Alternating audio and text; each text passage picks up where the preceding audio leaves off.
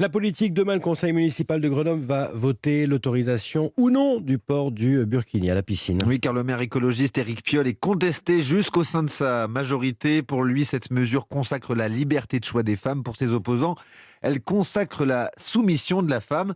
Mais qu'en pensent les principales intéressées? Jean-Luc Boujon leur a demandé à Grenoble. Premier constat, beaucoup de ces femmes sont loin des débats enflammés qui agitent la sphère politique. Pas question pour elles d'en faire un combat de civilisation, même si le sujet est tout de même important à leurs yeux.